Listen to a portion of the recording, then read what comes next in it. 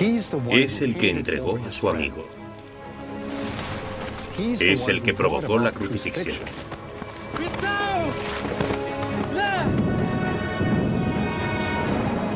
Y es el que siempre ha sido repudiado.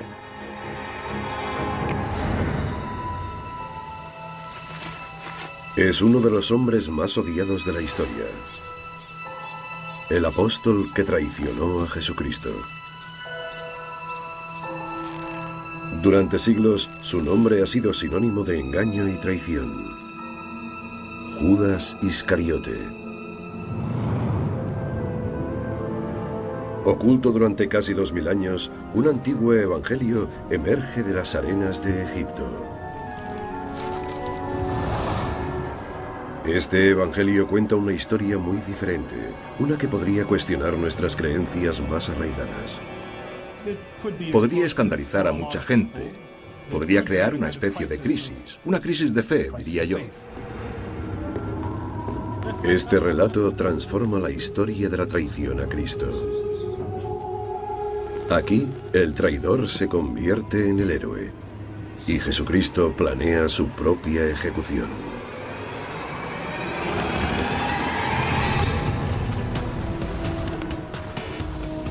Un equipo de expertos se propone determinar qué dice y si es auténtico o falso. Algo imposible, increíble. ¿Cómo iba nadie a escribir un evangelio según Judas? Descubierto por casualidad, vendido 2 veces y robado una, la carrera por restaurar sus páginas antes de que se conviertan en polvo está en marcha. ¿Es el documento una antigua herejía que debería seguir en su tumba? ¿O un relato auténtico que cambiará nuestra forma de ver a Jesucristo?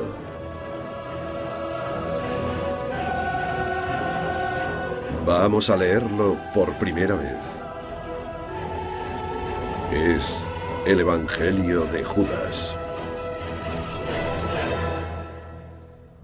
El Evangelio perdido de Judas.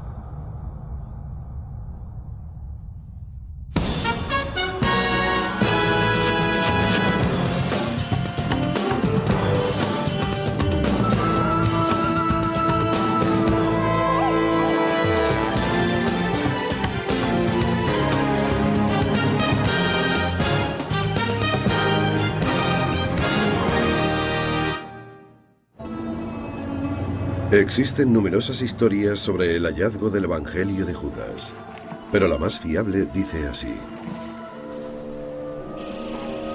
Egipto, 1978. A orillas del río Nilo, un campesino, que teóricamente buscaba un tesoro, se mete con cierto recelo en una cueva. En la antigüedad, sus cámaras se habían usado para enterrar a los muertos.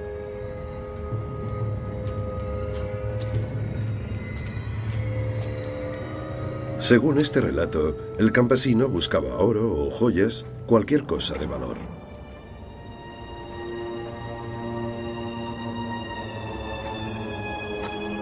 En lugar de eso, entre los huesos, descubre una caja de piedra.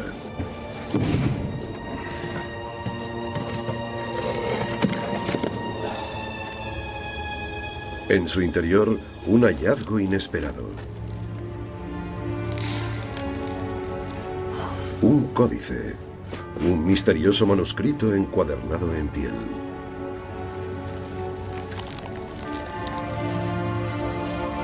El campesino no es capaz de descifrar su arcaico texto, pero sabe que los libros antiguos se pagan bien en el mercado de antigüedades de El Cairo. Ignora que en sus manos tiene uno de los mayores descubrimientos de la arqueología bíblica. Un documento tachado de herejía 1800 años atrás.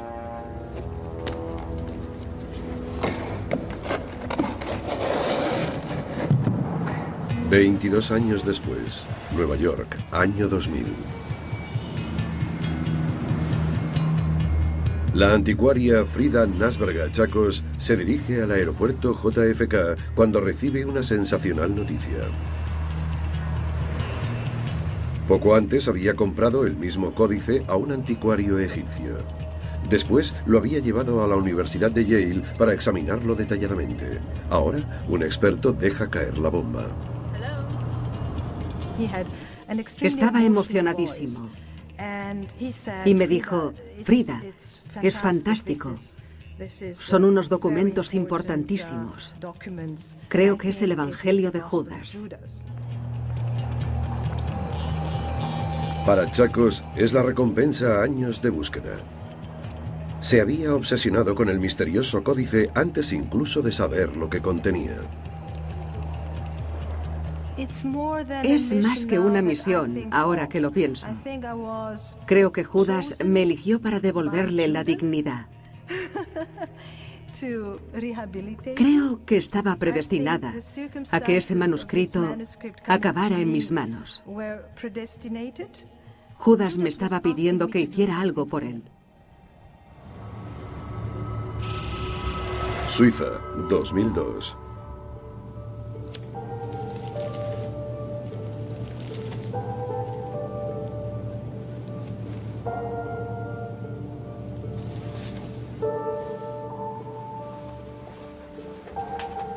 La prestigiosa restauradora de documentos, Florence Darbre, abre la caja que contiene el Evangelio de Judas por primera vez.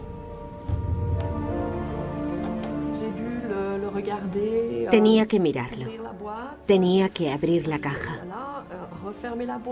Me dije, caray. Y tuve que abrir y cerrar la caja varias veces. Para tocar ciertos objetos hay que tener nervios de acero. En 30 años de trabajo, nunca había visto un documento antiguo en tan mal estado. Sus frágiles páginas de papiro estaban rotas en cientos de fragmentos. Trabajes con el documento que trabajes, siempre tiene una historia. Es tan antiguo que siempre te preguntas quién lo escribió, a dónde fue a parar, quién lo tuvo y quién lo leyó. Para obtener respuestas, Darbre trabajará mano a mano con Rodolphe Casser, uno de los mejores expertos del mundo en copto, la lengua de los egipcios cristianos, en el que está escrito el documento. Pasarán años recomponiendo fragmentos los cuales cuentan una historia que los primeros padres de la Iglesia tacharon de herejía. Pero incluso en esas condiciones hay una línea que destaca. Es el título. Evangelio de Judas. Algo imposible, increíble. ¿Cómo iba nadie a escribir un evangelio según Judas? ¿Podría existir realmente un evangelio de Judas? ¿Y qué pasaría si la mayor historia jamás contada fuese narrada a través de los ojos de uno de los seres más malvados de la historia?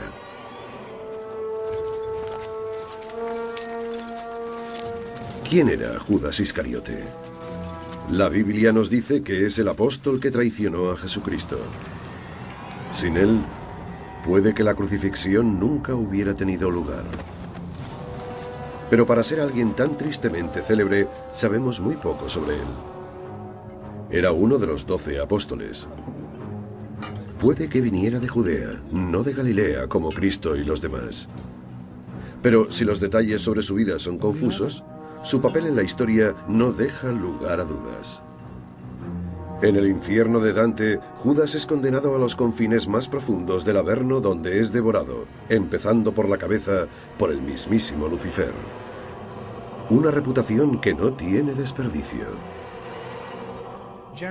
En general, hoy en día, la gente piensa en Judas básicamente como en el traidor de Cristo, alguien que traicionó la causa.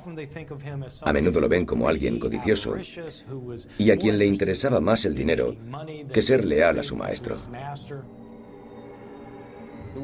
La propia palabra está mal vista. Creo que prácticamente en todo el mundo occidental nadie llamaría así ni a su perro. Y en Alemania, por ejemplo, es ilegal llamar a tu hijo Judas. Judas pudo haber sido el tesorero de los apóstoles. y algunos expertos afirman que era el discípulo en quien más confiaba Jesucristo, lo que haría su traición aún más despreciable. Es el que entregó a su amigo. Es el que provocó la crucifixión. Y el que siempre ha sido repudiado por ese motivo.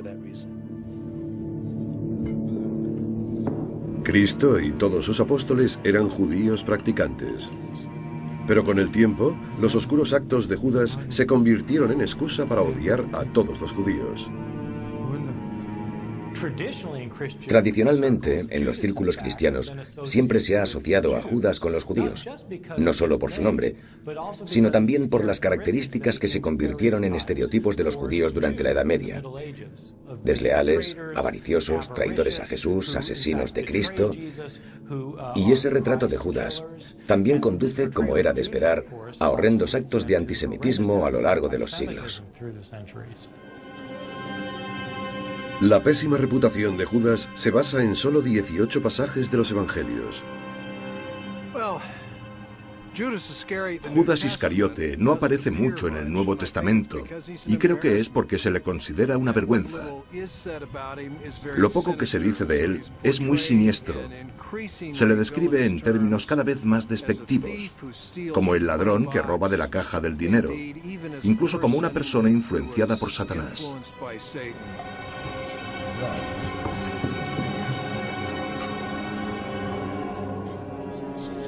Pero, ¿y si hubiera otra historia sobre Judas Iscariote? Una versión que modificara esa imagen tradicional de su persona. La historia nos confirma que la hay.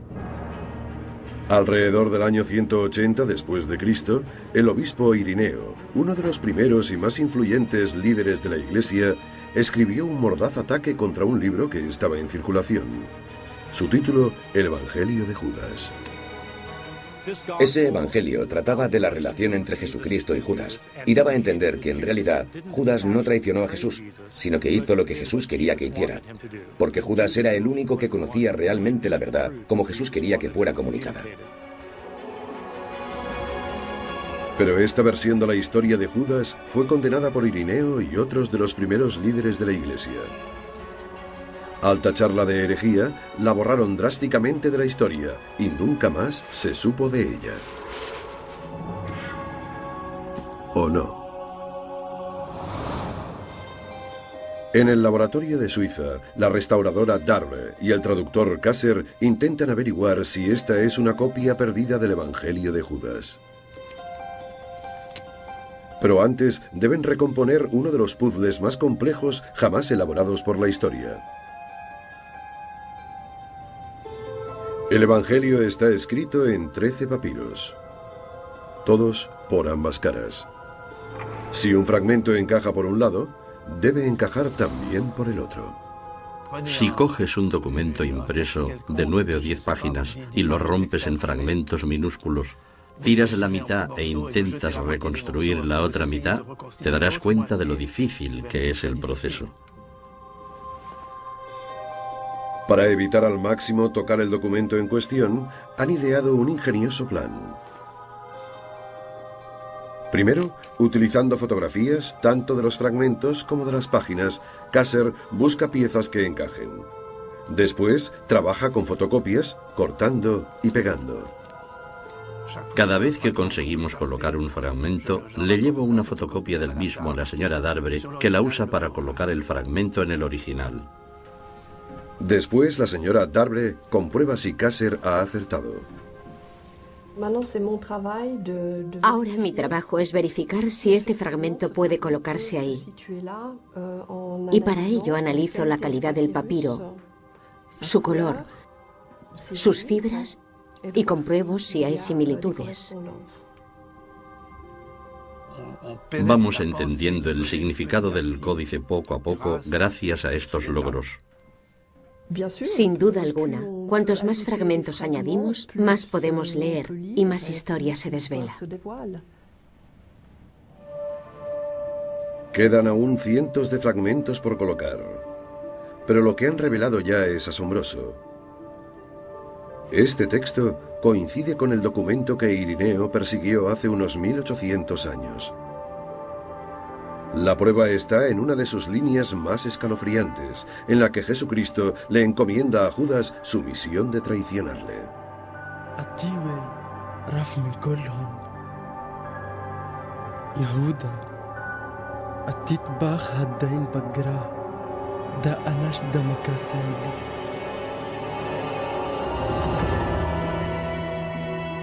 Una investigación preliminar del Evangelio de Judas revela 3 datos indiscutibles. Primero, los estudiosos confirman que el papiro en el que está escrito el Evangelio es idéntico a otros documentos antiguos. Segundo, el título, escrito en copto, es el siguiente: Evangelio de Judas. Y tercero, lo que han visto hasta ahora coincide con el texto que el obispo Irineo denunció en el año 180 después de Cristo. Ahora estas primeras conclusiones deben ser corroboradas por la ciencia. Para demostrar que es un texto antiguo auténtico, la propietaria del Evangelio, la Fundación Mecenas en Basilea, con el apoyo de la National Geographic Society, reúne a un equipo de investigadores bíblicos para colaborar con el profesor Kasser. El doctor Stephen Emmel es un destacado experto en papiros antiguos y paleografía. El doctor Marvin Meyer es experto en copto y junto con Kasser redactará la traducción final. Y el doctor Timothy Yule es especialista en dataciones mediante el carbono 14. Cada experto usará su especialidad para reconstruir parte del puzzle y responder a la pregunta ¿es auténtico? Hay falsificaciones célebres que han empañado muchas carreras, como los conocidos diarios de Hitler, o el Osario de Santiago, una urna que, según decían, pertenecía al hermano de Jesucristo, pero que hoy en día se piensa que es un fraude. La reputación de estos especialistas está en juego. El experto en papiros, Stephen Emmel, es el primero en hablar. Lleva horas examinando el documento y cree que es imposible que sea una falsificación moderna. He visto cientos de papiros en copto a lo largo de mi carrera. Y desde luego, este es un ejemplo típico de manuscrito antiguo en copto. Estoy totalmente convencido. El número de personas que podrían crear un texto así es muy reducido. ¿Cuántas dirías? ¿Unas 25? No, no tantas. Yo diría 4 o 5. 4 o 5. Nosotros somos 2 de ellas. ¿Quién podría hacer algo así? Alguien que conociera el copto mejor que nosotros, ¿no? Y no hay nadie que conozca el copto mejor que nosotros, lo siento. Pero el documento sigue siendo todo un misterio. Ni siquiera saben cómo llegó a Egipto, donde supuestamente se encontró, ni cuándo fue escrito. Para averiguarlo, el experto en copto, Dr. Marvin Meyer, pone rumbo a Egipto. Si conseguimos averiguar algo sobre la fecha y las circunstancias de la creación o la traducción de un texto, eso nos ayudará muchísimo a determinar si es de hecho un texto auténtico del mundo antiguo.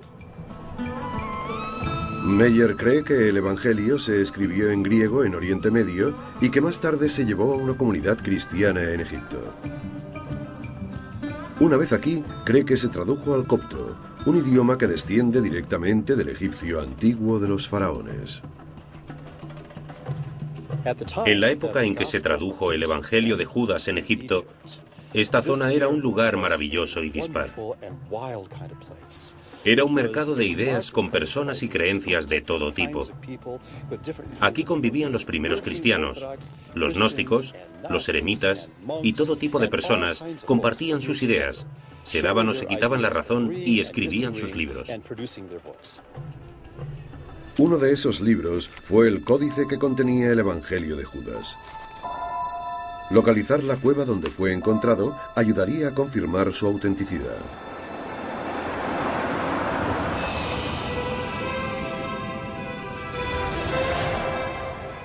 Meyer se dirige al sur, siguiendo el Nilo, a la zona donde, según dicen, se encontró el códice. Pero dar con la cueva exacta no será fácil.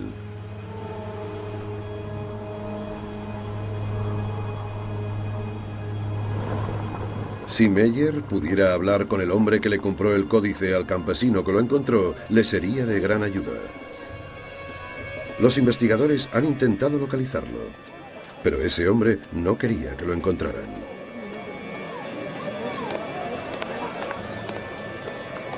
Lo único que consigue en su búsqueda son callejones sin salida y portazos en las narices, debido a que en Egipto es peligroso hablar del mercado negro de antigüedades. La gente que lo hace puede ser arrestada por la policía o atacada por bandas de delincuentes implicadas en saqueos.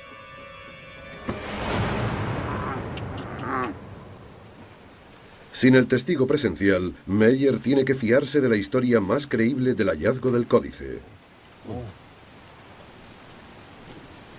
según la cual se encontró en algún lugar cerca de una aldea llamada Carrara. Pero la región es enorme.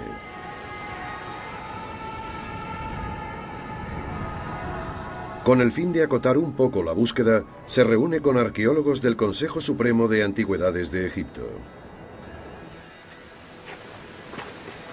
Los funcionarios guían a Meyer por el desierto, hacia un conjunto de cuevas de las que solo han oído hablar. Tras 2 horas al sol, llegan a una inmensa llanura salpicada de cuevas.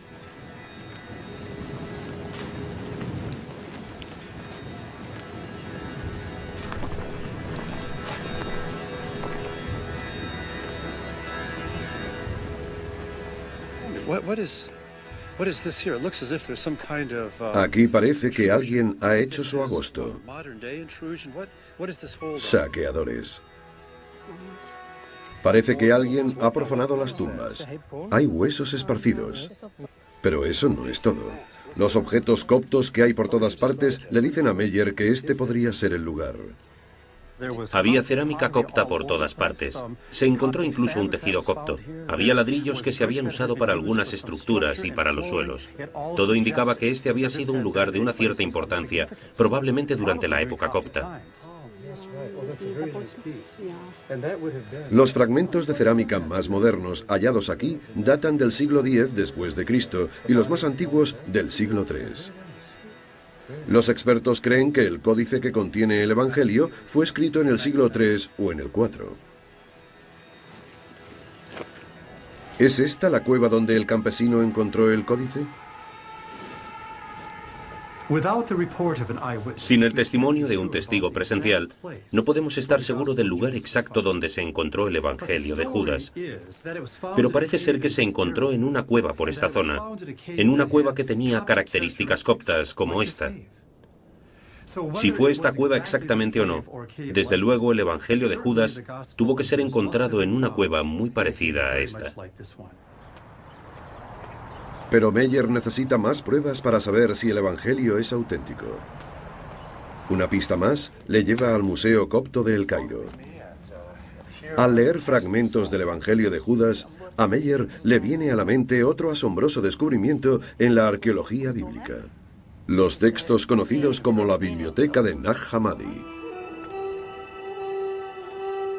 En 1945, al sur de Egipto, un pastor encontró por casualidad esta colección de más de 30 documentos antiguos. Hace unas 3 décadas, Meyer trabajó en su traducción. Cree que el Evangelio de Judas guarda un misterioso parecido con los textos de Nag Hammadi.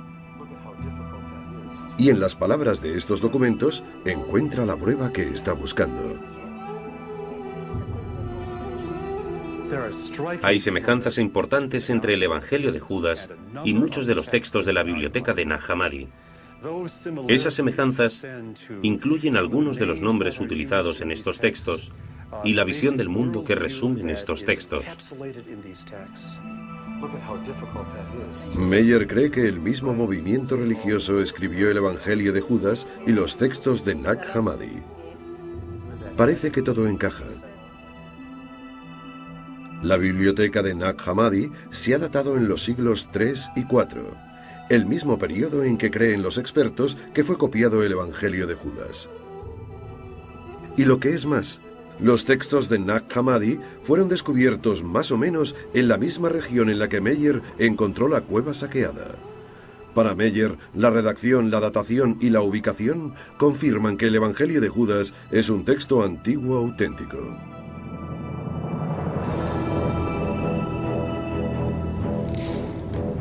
En cuanto al códice que contiene el Evangelio, el día en que salió de su tumba dio comienzo un estrambótico viaje.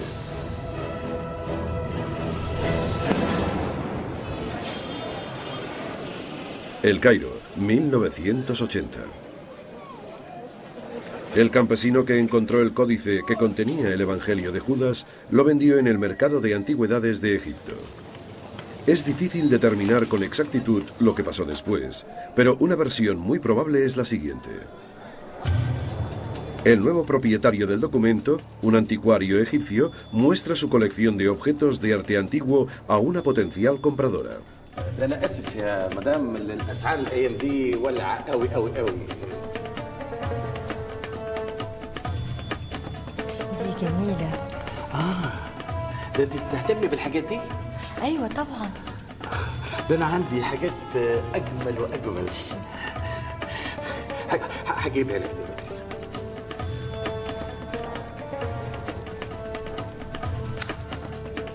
La compradora parece querer toda la colección del egipcio, que vale una fortuna.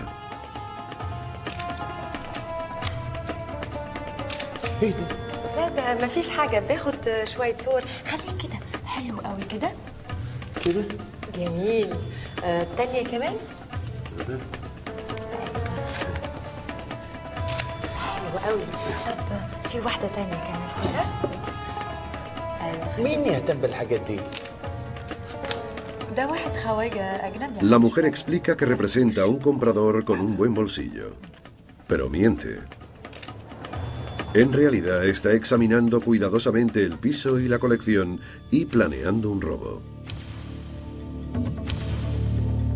Cuando se hace de noche, armada con todo un inventario de los tesoros del egipcio, vuelve para llevarse varias cosas.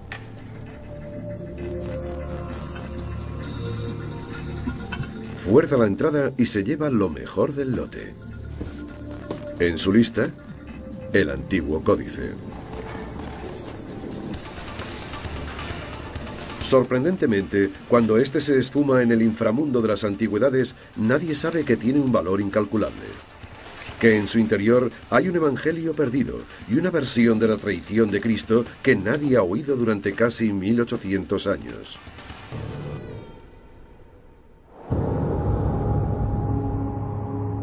Pero, ¿por qué escribirían los primeros cristianos un evangelio según Judas? Jerusalén, alrededor del año 100 después de Cristo.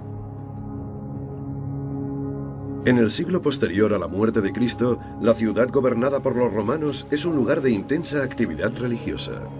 El judaísmo, los cultos romanos y los grupos cristianos compiten por conseguir adeptos. Pero una religión está a punto de destacarse de las demás: el cristianismo. Este periodo inicial del cristianismo no fue como cree la mayoría de la gente. No había una Biblia canónica. En su lugar, distintas versiones de la historia de Cristo pasaban de un cristiano a otro. Al final, los relatos acabaron siendo escritos en los evangelios, pero eso no ocurrió hasta entre 30 y 60 años después de la muerte de Jesucristo. Y hoy en día, casi todos los estudiosos creen que Mateo, Marcos, Lucas y Juan murieron mucho antes de que se escribieran sus evangelios. Uno de los fenómenos interesantes del principio del cristianismo es que los 4 evangelios que llegaron al Nuevo Testamento, los de Mateo, Marcos, Lucas y Juan, son todos anónimos. Los títulos se añadieron en ediciones posteriores. Sus autores no los habían escrito. Y hay otro dato sorprendente en la historia de la fe en los primeros siglos de nuestra era. No había solo 4 evangelios, había más de 30. Evangelio significa buena nueva. La pregunta es, ¿quién es Jesús y cuál es la buena nueva sobre él? Hubo muchas interpretaciones de esa pregunta. En los primeros 200 años que siguieron a la muerte de Cristo, circularon docenas de versiones distintas y a veces contradictorias sobre su vida y su mensaje. Una de ellas era el Evangelio de Judas. Este texto, como muchos otros textos descubiertos recientemente en el Nag Hammadi, nos muestran unos modelos de cristianismo que no habíamos visto antes. Mucha gente había pensado que los únicos evangelios eran los del Nuevo Testamento, los de Mateo, Marcos, Lucas y Juan, pero en realidad había muchos más, puede que hubiera docenas de ellos, como el Evangelio de María Magdalena, el Evangelio de Tomás, el Evangelio de Judas, el Evangelio de Felipe, por mencionar algunos. No había un único cristianismo, sino muchos en sus primeros tiempos.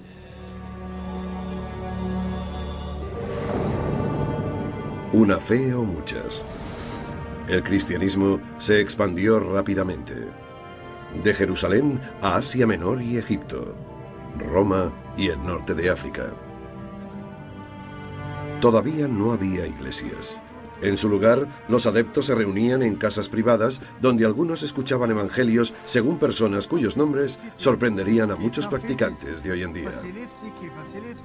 Algunos leían a Felipe, otros a Tomás, otros leían el Evangelio según María Magdalena, otros los de Mateo, Marcos, Lucas o Juan. A algunos de los primeros cristianos se les llama ahora gnósticos, o la gente que sabe. Los gnósticos eran místicos, es decir, eran personas que sentían que podían tener cierto acceso directo a Dios. La palabra gnóstico procede del término griego gnosis, que significa conocimiento, pero esa clase de conocimiento no es la sabiduría del día a día ni lo que se aprende en los libros. Es perspicacia, es intuición, es esa capacidad de saber algo sobre ti mismo, de saber que tienes una chispa divina en tu interior y de reconocer que el Dios al que te refieres, el Dios que hay fuera, es el mismo que esa chispa divina de tu interior. Y muchos de los gnósticos eran cristianos. Los gnósticos son los que escribieron la mayor parte de los textos conocidos como la Biblioteca de Nag Hammadi. Sus relatos sobre Cristo son mucho más abstractos y filosóficos que los del Nuevo Testamento. Uno de los favoritos era el Evangelio según Tomás.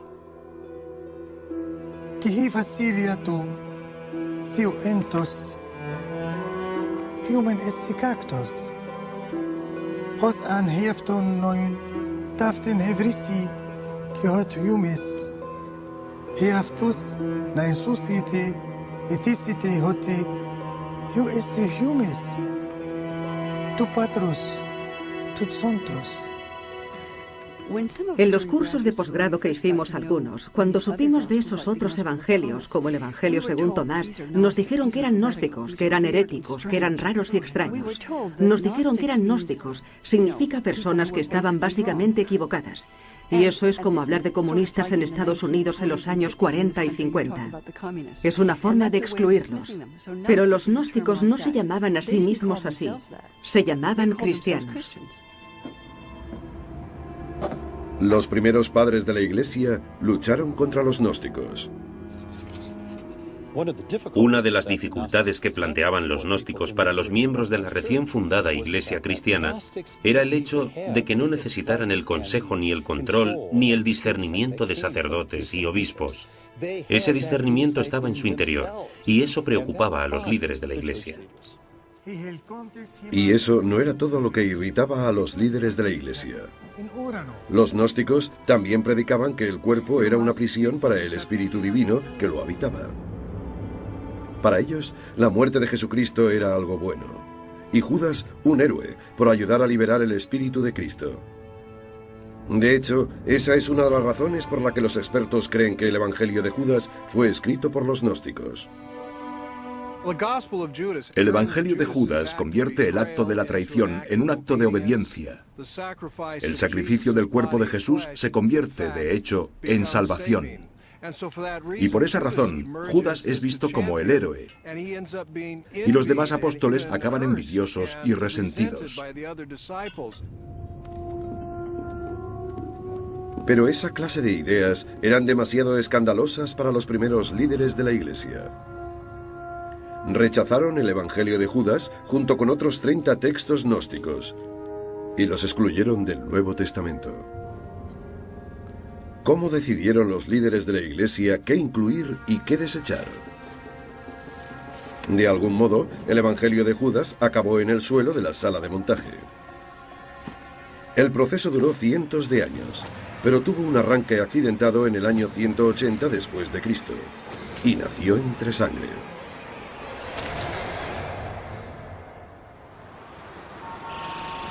Suiza, 1983. Asombrosamente, después de que se lo robaran, el anticuario egipcio recuperó el códice que contenía el Evangelio de Judas. En 1983 reaparece con él en Ginebra. Ahora ha invitado a 3 expertos, cada uno de una universidad norteamericana, a pujar por el códice y otros documentos antiguos. Y uno de ellos es Stephen Emmel, el mismo experto que décadas después ayudaría a autentificar la escritura del Evangelio. En mayo de 1983 me preguntaron si podía viajar a Ginebra a ver un manuscrito copto que la biblioteca de una universidad norteamericana estaba interesada en adquirir. La colección de papiros que se ofertaba constaba de 3 manuscritos distintos, 2 en griego y 1 en copto. No creo que el egipcio supiera exactamente lo que tenía, solo que eran papiros antiguos, algo que se ve en los museos y por tanto algo valioso. Nos dijeron que no se nos permitía sacar fotos ni tomar ninguna nota. Me dio la impresión de que lo que el egipcio esperaba era que abriéramos las cajas, viéramos que efectivamente contenían papiros, las cerrásemos, le entregáramos el dinero que nos pidiera y nos marchásemos con ellas. Me figuré que aquellos manuscritos se habían sacado de Egipto de forma ilegal. No lo sabía con seguridad, pero tenía la sensación de que era una reunión clandestina, ilegal. Emmel ve de inmediato que es un códice de valor incalculable. Lo que vi fue la parte superior de un códice de papiro muy parecido a uno de los códices del Nag Hammadi. En relativo buen estado, añadiría. Estaba escrito con una caligrafía copta muy buena, de fácil lectura. Lo hojeé y por casualidad reconocí un diálogo entre Jesucristo y sus discípulos. Y el nombre de Judas en concreto aparecía una y otra vez.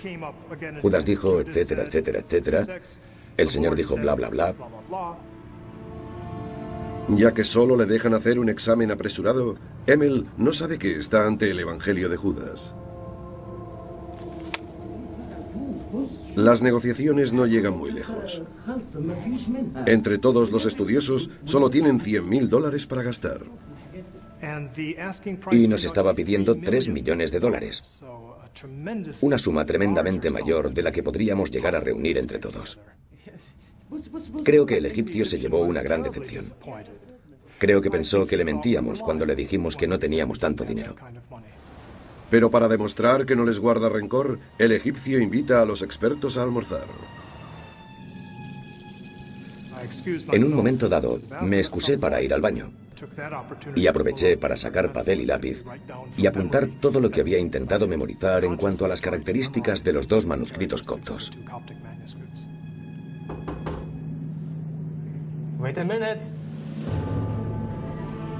En su informe, Emmel hace una seria advertencia sobre el futuro del códice. El manuscrito corre un grave peligro de deterioro mayor mientras siga en manos del dueño actual. Esta pieza única debe ser puesta lo antes posible en manos de una biblioteca o un museo donde pueda ser restaurada, exhibida y conservada. Eso no ocurrió. Para el códice, la incapacidad del egipcio para venderlo supone casi un golpe mortal. Se lo lleva a Estados Unidos, donde intenta infructuosamente venderlo a un coleccionista de Nueva York. Frustrado, guarda el antiguo libro en una caja fuerte de un banco.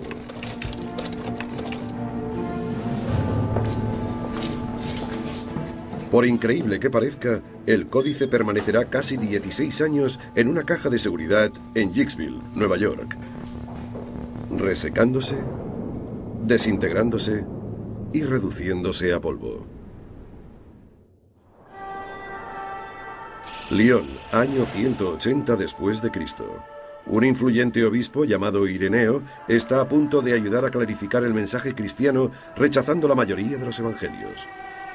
En aquella época circulan más de 30 entre las comunidades cristianas. Ireneo sostiene que solo debería haber 4: los de Mateo, Marcos, Lucas y Juan.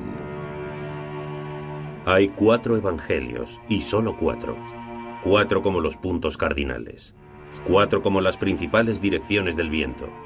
La Iglesia extendida por el mundo tiene en los evangelios 4 pilares. Cristo está en el centro de ellos.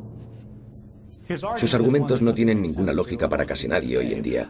Ireneo sostenía que ya que la Tierra tenía 4 esquinas y 4 eran los vientos celestiales, tenía que haber 4 evangelios, que eran los de Mateo, Marcos, Lucas y Juan. Ireneo está preocupado por algo más que los 4 vientos. El cristianismo es una religión ilegal, y los fieles lo están pagando con sus vidas. Los romanos martirizan a los cristianos por negarse a sacrificar animales ante los dioses romanos. Ireneo lucha por sobrevivir contra los romanos, que someten a la Iglesia cristiana a una dura persecución. En algunos casos arrestan a los cristianos y les torturan. Hay casos en los que se producen auténticas masacres. Entre las obligaciones de los gobernadores romanos estaba la de divertir al pueblo.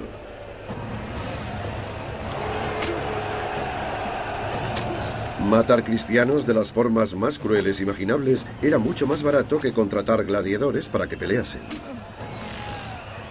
En la ciudad natal de Ireneo había revueltas públicas contra los cristianos y muchos eran detenidos y acusados de ser cristianos. Muchos confesaban que lo eran y eran conducidos al circo, donde los días de fiesta eran asesinados brutalmente para entretener al populacho. En la masacre de Lyon del año 177, los romanos mataron a 100 cristianos. Algunos conservaron la fe hasta el final.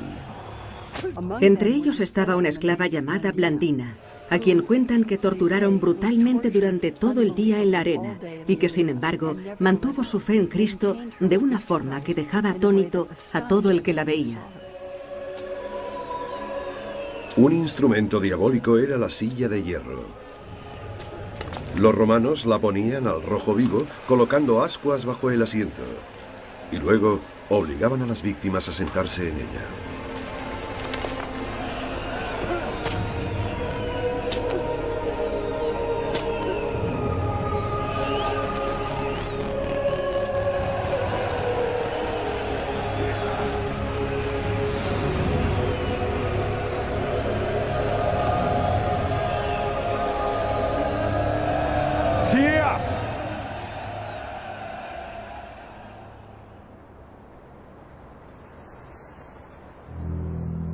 Arami Vrantina hiera piisis. Eristiani vemi. Ton uk. Asevunton. Iar. Ari aputhenem ethelis. Paratiton peda. Prosdiafilis.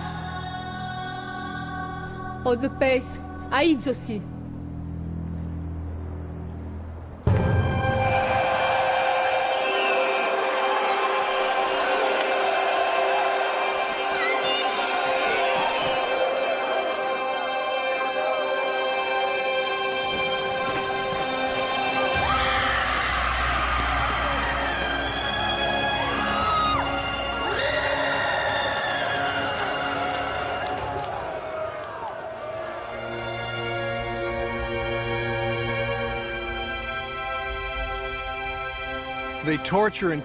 La tortura y matanza de unos 100 cristianos en Lyon habría impactado mucho a Ireneo.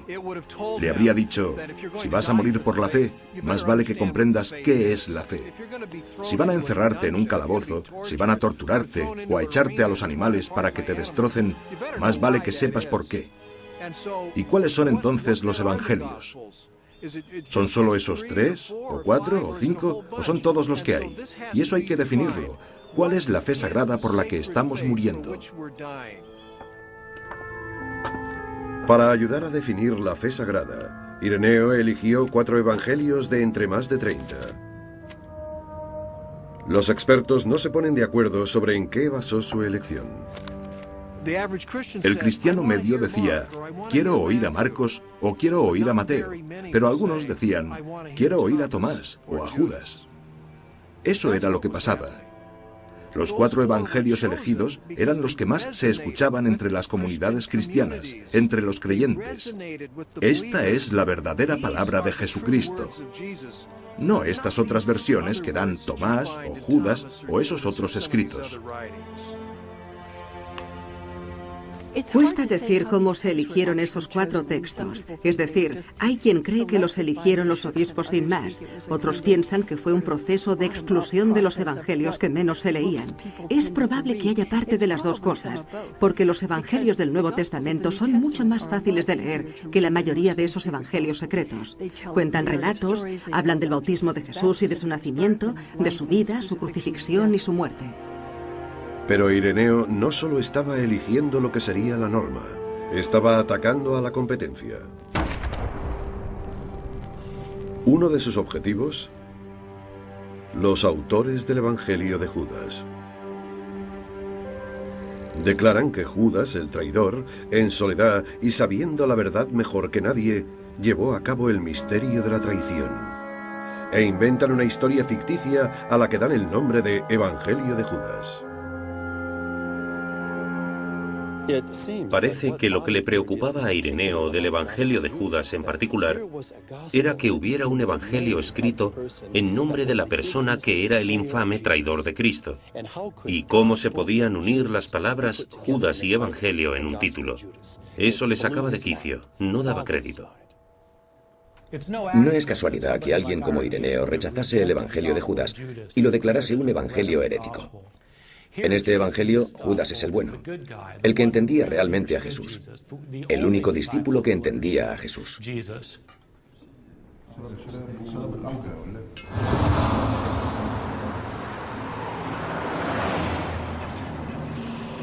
Hicksville, Nueva York, 1999. 16 años en una caja de seguridad casi han conseguido lo que se les resistió a los primeros padres de la Iglesia. La destrucción total del Evangelio de Judas. Había oído hablar de él. Rumores. Al fin, la anticuaria Frida Chacos consigue localizarlo. Sabe de la existencia del códice desde finales de los años 70. No sabe lo que contiene, pero siente una misteriosa necesidad de encontrarlo. Me preguntaba qué habría sido de él, porque no aparecía. Nadie hablaba de él. Así que pensé que tal vez estuviera en alguna parte, que iba a intentar averiguar si todavía existía. Y lo hice. Se pone en contacto con el propietario egipcio que accede a enseñarle el texto en Nueva York. 20 años después de haber oído hablar de él por primera vez, Chacos está a punto de ver el códice. Tenía todas las esquinas carcomidas, un montón de fragmentos polvorientos, con un aspecto horrible. Parecían en muy mal estado.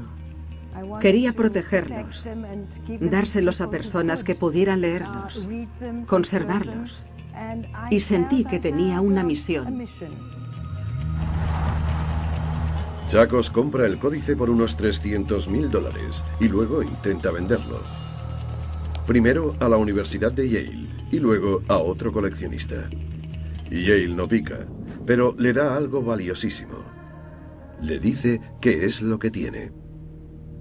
Es entonces cuando Chacos inicia una relación con Judas Iscariote. Me siento unida a Judas. Fue condenado durante miles de años. Y ahora yo tengo un evangelio que dice que él no quiso traicionar a Jesucristo. Le pidieron que lo hiciera en contra de su voluntad. Siento que estoy llamada a devolverle la dignidad. Sí, es lo que siento. Chacos también quiere devolver el códice a Egipto. Pero antes son necesarias dos cosas. Tiene que ser restaurado para que puedan traducirlo. Y hay que verificar su autenticidad. Toda la investigación de los expertos, tanto en el laboratorio como en el campo, indica que el Evangelio de Judas es auténtico. Pero nadie sabe realmente la edad que tiene. Solo la datación por carbono 14 podrá determinarlo. Resulta que para datar algo por carbono 14 hay que destruirlo, o al menos parte de ello. Para datar el Evangelio, deben tomar muestras de sus páginas y su cubierta de piel. El doctor Timothy Hull, experto en datación por carbono 14, y el profesor Kasser eligen los fragmentos donde hacer las pruebas, procurando evitar los que tienen letras. Ahora la señora Darbre tiene que hacer algo impensable para ella: meterle las tijeras al documento que tan laboriosamente ha restaurado. Cuando tuve que cortar un trozo de papiro, he de decir que no me hizo ninguna gracia, porque había pasado muchísimo tiempo intentando unir las minúsculas piezas.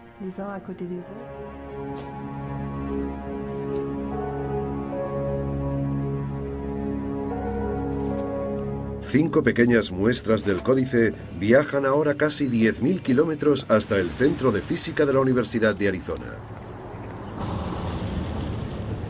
Aquí, el Dr. Jules hará lo que a algunos de los primeros padres de la Iglesia tal vez les hubiera gustado hacer. Tendré que quemar el Evangelio de Judas para poder datarlo.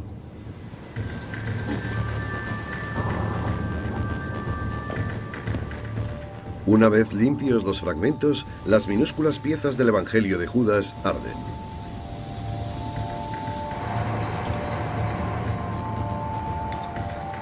Tras la combustión, estas bolitas de grafito son todo lo que queda de los fragmentos. Ahora las bolitas entran en la máquina de datación por carbono 14, que es del tamaño de una habitación. En 15 horas, la máquina dará una fecha y confirmará de una vez por todas si el Evangelio de Judas es auténtico o falso. La datación por carbono 14 funciona de la siguiente forma. Todo ser vivo de la Tierra absorbe cierta cantidad de la molécula llamada carbono 14. El Evangelio está hecho de papiro. Cuando la planta estaba viva, absorbió moléculas de carbono 14. Cuando la cosecharon, esas moléculas empezaron a descomponerse. Y lo hicieron a un ritmo predecible, una cierta cantidad cada año. Es como un reloj que marcha hacia atrás. Los científicos saben cuánto carbono 14 hay en el papiro ahora. Utilizando el reloj, pueden averiguar la fecha aproximada en que fue cosechado el papiro. Los resultados ya están listos. La verdad está en los números. La datación por carbono 14 del papiro procedente del Evangelio de Judas confirma que es de entre los siglos 3 y 4 después de Cristo, y eso respalda la autenticidad del Evangelio de Judas. La datación por carbono 14 demuestra por primera vez que el documento data del año 280 después de Cristo, 50 años arriba o abajo. Eso significa que el Evangelio de Judas es un texto auténtico del mundo antiguo. No es una falsificación.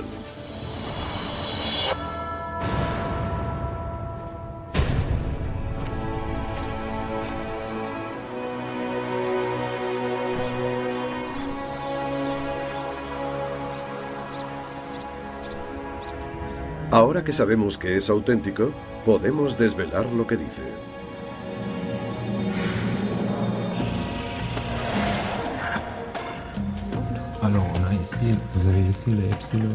En Suiza, el arduo trabajo de restauración casi ha terminado. El último de casi 1000 fragmentos se coloca en su lugar. Un nuevo y tentador pasaje del Evangelio está ahora completo.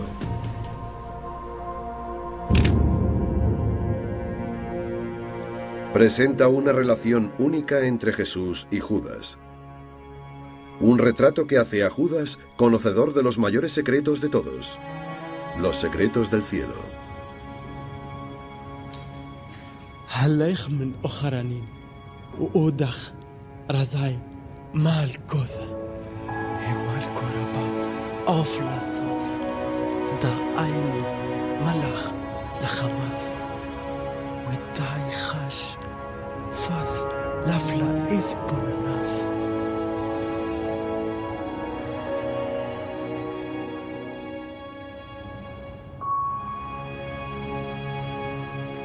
¿Difiere tanto la imagen de Judas que da el Evangelio perdido de la que da el Nuevo Testamento?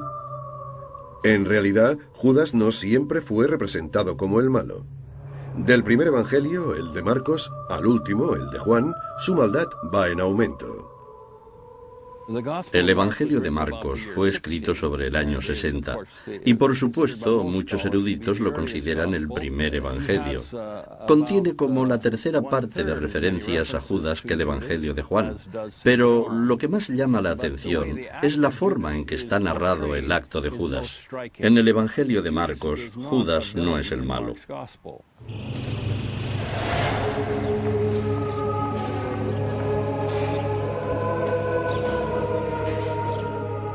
Esto se llama la habitación de arriba, por una referencia que hay en el Evangelio de Marcos. Según la tradición, es donde Jesús y los apóstoles celebraron la última cena. El doctor William Klassen ha pasado la mayor parte de su vida profesional intentando entender la representación de Judas en el Evangelio. En el relato de Marcos de lo que ocurrió en esta habitación, el protagonista no es Judas. La intimidad de esa escena no se puede enfatizar demasiado. Quiero decir, es un encuentro cara a cara entre Jesús y sus discípulos, y que Jesús diera la noticia de que su fin estaba cerca debió de ser muy doloroso para ellos.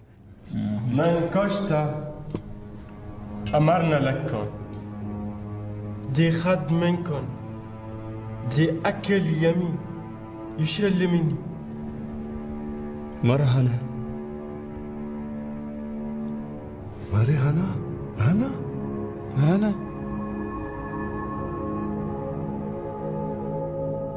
هو خد من تري عزرا خدت سبا الخميمي بالجناه. En la última cena, según Marcos, no se señala a Judas como el traidor. Pero según Mateo, el siguiente evangelio que se escribió, su culpa nunca se pone en duda. Parece que el Evangelio de Mateo está escrito entre 10 y 12 años después del de Marcos. Mateo parece cargar a Judas con la culpa. La traición tiene lugar en el huerto de Getsemaní, fuera de los muros de Jerusalén. Judas identifica a Jesús ante los soldados que están esperando con el beso más famoso de la historia.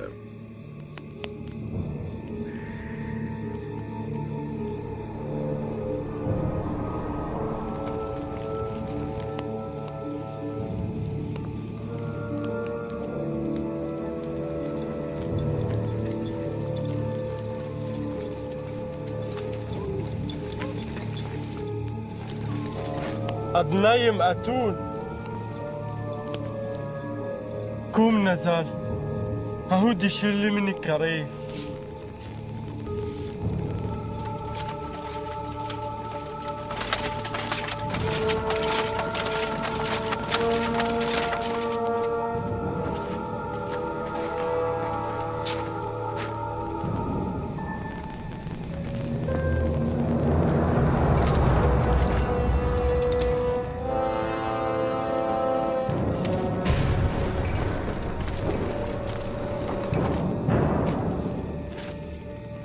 يهودا مع أفاناث. سلام ربي.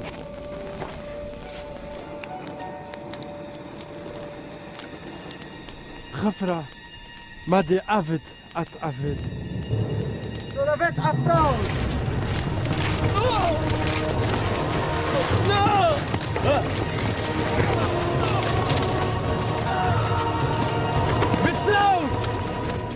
هو يا أخي بخارف يموت.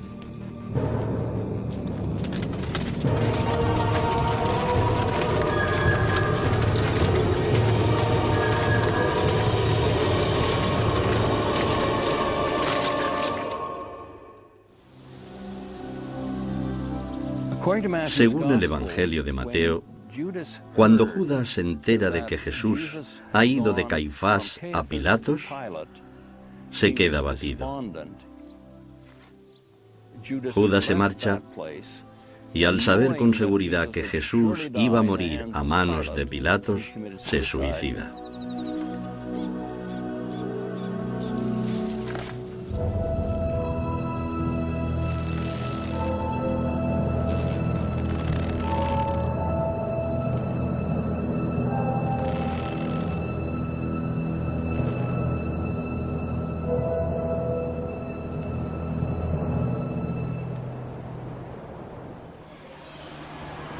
En otro relato del Nuevo Testamento, Judas no se ahorca, sino que espera su muerte aquí.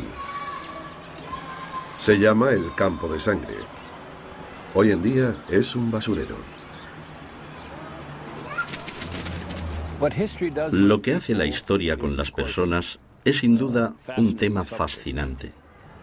Los cristianos han vilipendiado a Judas y lo han relegado a un basurero.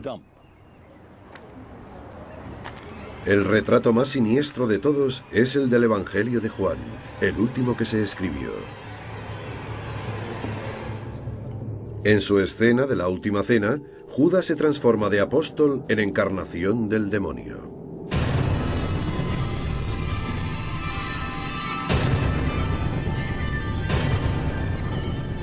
من كشتم أمرنا لكم دي خد منكم يشيل مني ماري مانو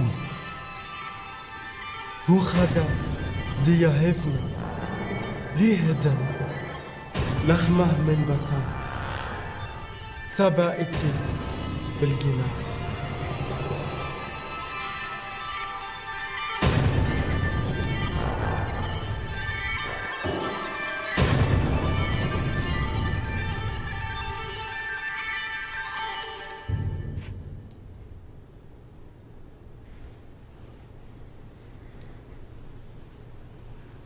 بفوري ما دا أفد أت أفد. En el Evangelio de Juan, Judas es un personaje que se describe en profundidad, un personaje malvado. Juan también dice que los judíos intentan matar a Jesús y que el término Judas significa judío, o también podría significar judío. Es curioso ver cómo se adorna y se desarrolla esta figura. Sería interesante preguntarse por qué el personaje de Judas se hace cada vez más malvado. ¿Por qué se cuenta la historia de esta forma? Algunos expertos creen que los cristianos condenaron a Judas para distanciarse de los judíos en un intento por ayudar a que su fe sobreviviera. En el año 66 después de Cristo, los judíos intentaron expulsar a Roma de Judea en una desastrosa guerra de 4 años llamada la Gran Rebelión Judía. Jerusalén resistió el asedio romano durante meses.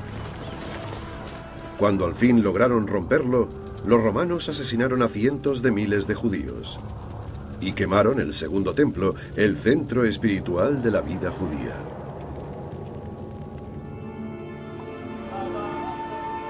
Hoy en día prácticamente solo queda el muro occidental, donde los judíos todavía se lamentan de la destrucción del templo.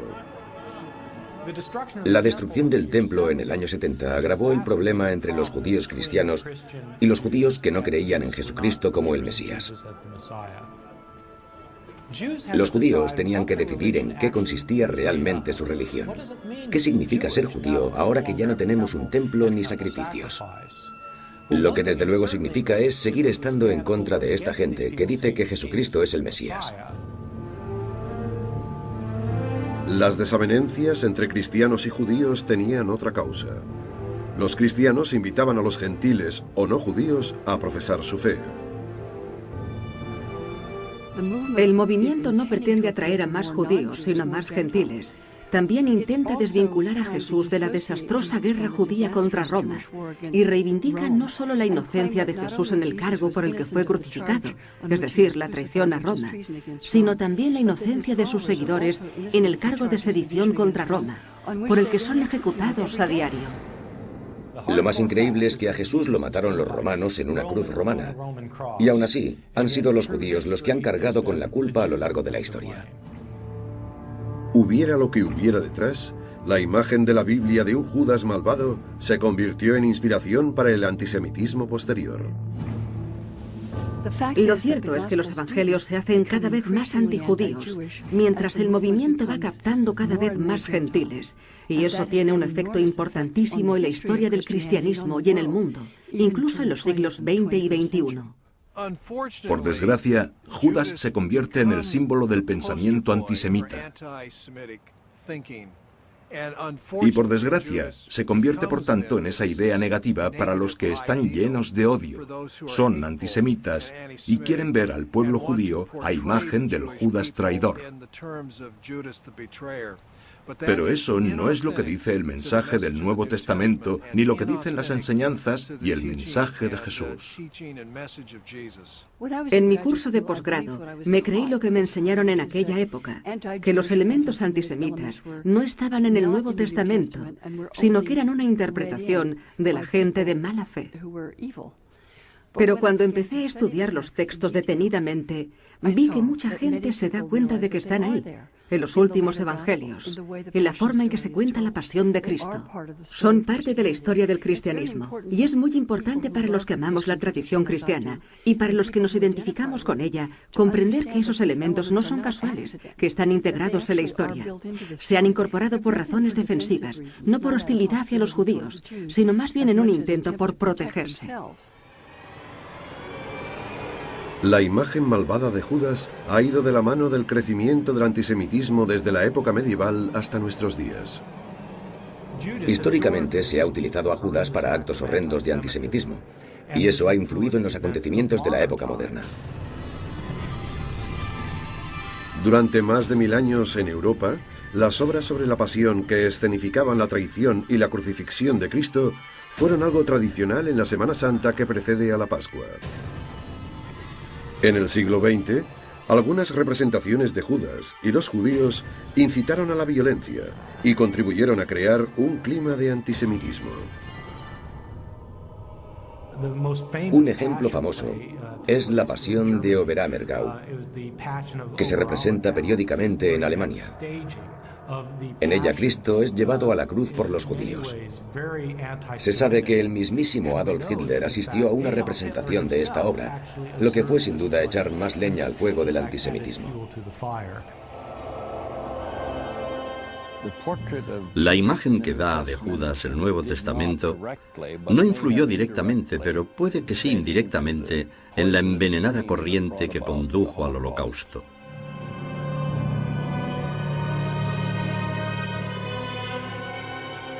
No es de extrañar que, desde el Holocausto, la teología alemana se haya esforzado muchísimo por intentar limpiar la imagen de Judas. Sobre todo, un grupo de jesuitas alemanes que ha encabezado el intento por hacer de Judas un santo. La idea de santidad para Judas puede resultar escandalosa para muchos. Pero en el Evangelio de Judas se le describe casi como si fuera un santo.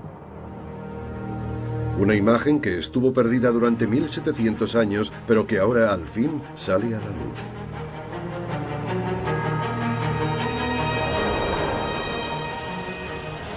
Suiza, 2006.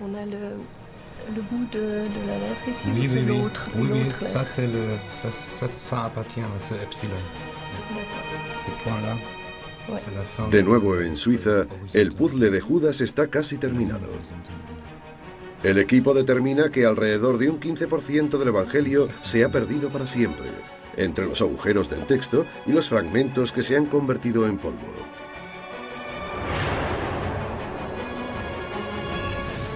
Pero se ha restaurado un 85%. Y ahora, por primera vez en casi 2000 años, el Evangelio de Judas puede ser leído. مننالك أبونان الخيم أمدا ودتلان بيات براك وشوا لاك شفاخ للا. Una selección de escenas revela un evangelio tanto familiar como desconocido. Estos son algunos pasajes del evangelio. Este es el relato secreto de la revelación que Jesucristo le hizo a Judas 3 días antes de que celebrara la Pascua judía. Cuando Jesucristo apareció en la tierra, llevó a cabo milagros y grandes maravillas para la salvación de la humanidad. Y dado que algunos siguieron el camino de la rectitud, mientras que otros seguían el del pecado, 12 apóstoles fueron elegidos. A menudo no aparecía ante sus discípulos como él mismo, sino que se presentaba como un niño ante ellos.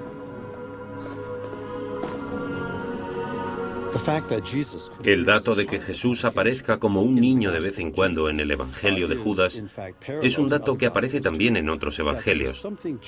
Jesús tiene algo infantil, a veces parecía ser un niño, a veces era el Hijo de Dios, el niño de Dios, en un sentido literal. En estos textos, cuando se dice que Jesús aparecía como un niño ante ellos, no hay que tomárselo en un sentido literal. Al principio del aprendizaje, solo les enseñó lo que podían ver y solo fueron capaces de entender el nivel básico de sus enseñanzas. Hay otros textos según los cuales Jesús aparecía en formas en que la gente pudiera reconocerle. Para algunos aparecía como un niño, para otros como un hombre maduro, porque no eran capaces de entenderle a un nivel más profundo. El Evangelio de Judas utiliza escenas familiares para comunicar ideas desconocidas. Un día, estaba con sus discípulos en Judea y los encontró reunidos, sentados y orando con devoción. Cuando se acercó, sus discípulos le ofrecieron una oración de agradecimiento por el pan y él se echó a reír.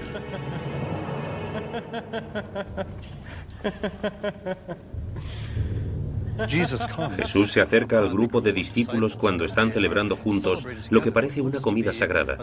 Puede que sea una especie de Eucaristía. Estos le ofrecen una oración para dar las gracias por el pan y Jesús se echa a reír. De hecho, en el Evangelio de Judas, Jesús se ríe a carcajadas. Se ríe porque creen que están adorando al Dios verdadero, pero en realidad se equivocan.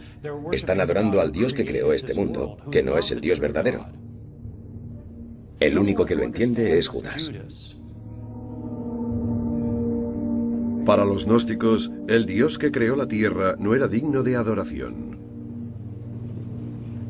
Solo el Dios verdadero, un ser que escapa a nuestro entendimiento, era sagrado.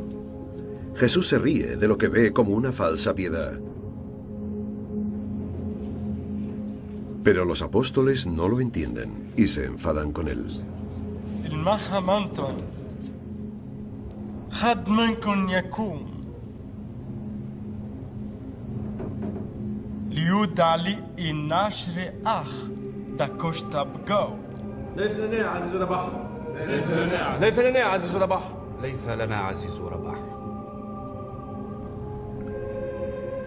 Sus espíritus no osaron ponerse ante él, excepto Judas Iscariote.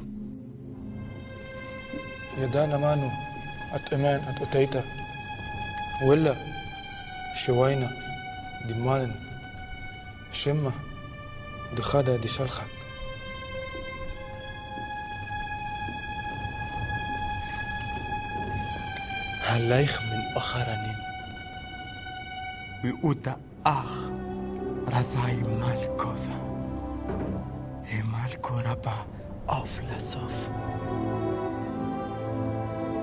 دا أين ملخ لخماث ويتاي خاش فاث لفلا إذ بوناناث ولا إذ كراث باشا.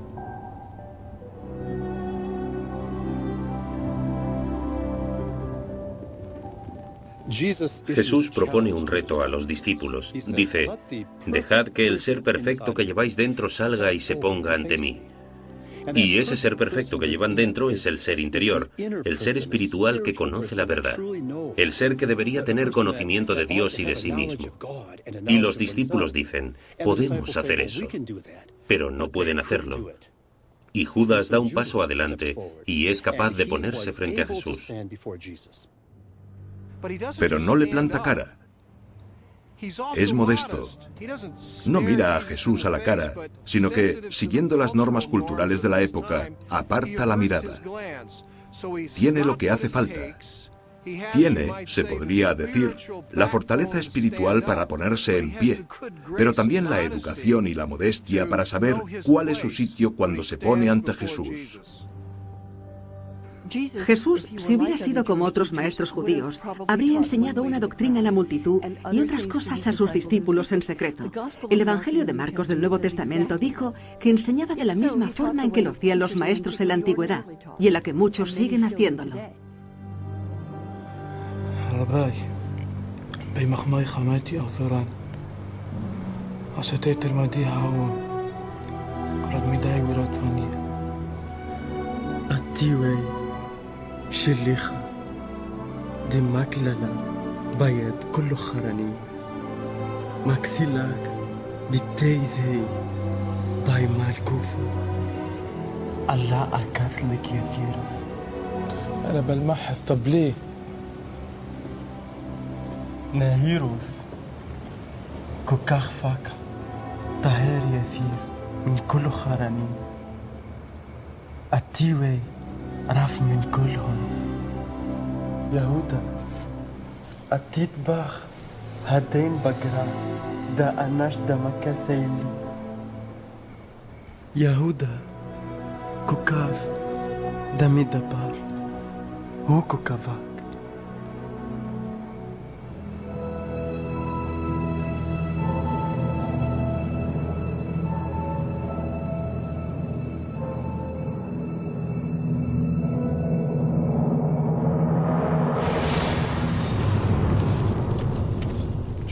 Judas había tenido una visión que creo que confirma su decisión. Pero no la comprende hasta que Jesús se la explica. Judas entiende entonces su misión y tiene la fuerza, el valor para llevarla a cabo. Es decir, para traicionar a Jesús. Pero lo que hace no es algo malo. Es, en realidad, un acto de sacrificio. Es como un acto de veneración. Es algo bueno, algo piadoso. Jesús revela esas verdades a Judas, y solamente a Judas. Entre ellas está la verdad de que las personas de este mundo tienen una chispa divina atrapada en su interior, que ha de ser liberada. El propio Jesús representa una chispa divina que debe ser liberada.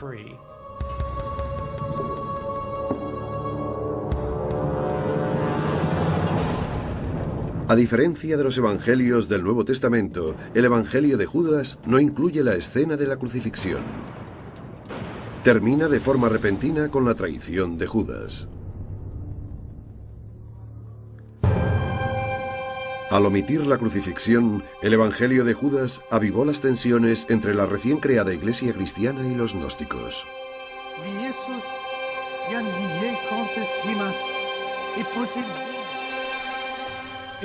En los primeros evangelios, la muerte y la resurrección de Cristo son lo que importa realmente para la salvación. Su cuerpo muere y después Dios lo resucita de entre los muertos. Esa resurrección del cuerpo es muy importante y por tanto en los evangelios de Mateo, Lucas y Juan, Jesús aparece ante sus seguidores para mostrar que sigue vivo, que su cuerpo sigue vivo. Eso contrasta con lo que ocurre en el evangelio de Judas, donde no se narra la muerte de Cristo, porque no es lo que importa realmente. Y tampoco se narra la resurrección. Lo que importa es que el cuerpo va a morir y el espíritu va a seguir vivo. Para los gnósticos, Jesús tenía que morir para liberarse de la prisión de su cuerpo. Pero a los ojos de la Iglesia oficial, esa interpretación les condenaba a convertirse en herejes.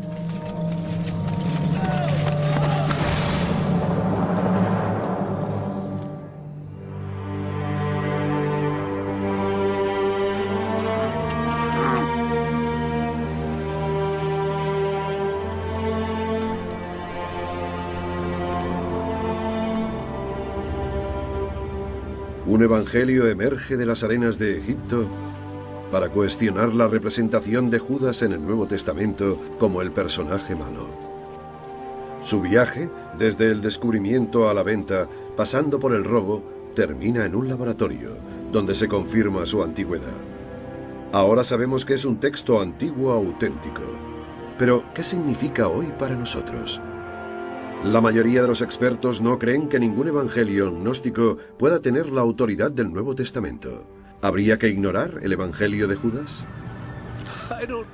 Yo no necesito más de lo que me dan Mateo, Marcos, Lucas y Juan. Es decir, ¿quién necesita más? ¿Qué más se puede añadir que sea mejor? No se me ocurre nada. El Evangelio de Judas supone una importante contribución a nuestro conocimiento del gnosticismo del siglo II, y me alegro de que haya salido a la luz y de que no se haya perdido. Pero no creo que nos cuente nada del Judas histórico o del Jesús histórico, ni de las circunstancias que a principios del siglo I condujeron a la muerte de Jesucristo. No creo que el Evangelio de Judas relate la auténtica realidad histórica de Jesús y Judas. ¿Cómo lo sabe? La gente que desprestigia esos otros evangelios insiste en que todos proceden del siglo II o más tarde. Es indiscutible que los textos que tenemos son de los siglos III y IV. Lo que no sabemos es la fecha del original. Es imposible saberlo. Casi todos los expertos creen que los 4 evangelios del Nuevo Testamento se escribieron entre el año 60 y el 100 después de Cristo. Gracias a Ireneo, sabemos que el evangelio de Judas existía en el año 180 después de Cristo, pero no tenemos forma de saber cuándo se escribió el original. Decidir cómo contradice el evangelio de Judas a los evangelios del Nuevo Testamento puede que no dependa de cuándo se escribió, sino de las creencias de cada uno. En el fondo es una cuestión de fe. No es un criterio histórico ni literario, es un criterio religioso el que da autoridad a estos textos. De forma colectiva, estos libros son nuestros libros sagrados y tienen cierta autoridad que creemos que les aporta Dios. Es una creencia de la comunidad como un todo. Para muchos creyentes, el Evangelio de Judas sigue siendo una herejía. Una nota a pie de página en la historia. Pero para otros, tiene un mensaje que destaca junto con los de los Evangelios del Nuevo Testamento. No es que se contradigan necesariamente. No es que haya que elegir a Marcos, o el Evangelio de Tomás o de Judas. Los Evangelios de Nag Hammadi y el Evangelio de Judas son enigmáticos. Y de hecho es probable que no fueran escritos para la lectura pública. Fueron escritos como enseñanzas de nivel superior. Luego no tienen la misma función que los Evangelios de Mateo, Marcos y Lucas. Sea un curso avanzado o una herejía, el Evangelio de Judas nos obliga a reconocer que al principio no hubo un único cristianismo, sino que hubo muchos. En gran parte por el descubrimiento de evangelios antiguos como el de Judas y como la biblioteca de Nag Hammadi, los estudiosos han sabido de otras formas de cristianismo que no salieron adelante, que acabaron siendo rechazadas y marginadas y al final desaparecieron. El Evangelio de Judas es un documento valioso, primero, porque es una fuente para poder entender el gnosticismo. Además, es también una fuente muy importante para poder entender lo que hizo la Iglesia primitiva con la figura de Judas, y que había, como ha habido a lo largo de toda la historia, quienes se alegraban de la existencia de Judas. Ya estemos o no de acuerdo con él, o nos parezca interesante o censurable, lo que nos deja muy claro es que hubo ciertos seguidores de Jesús en el primer movimiento cristiano que lo consideraron importante.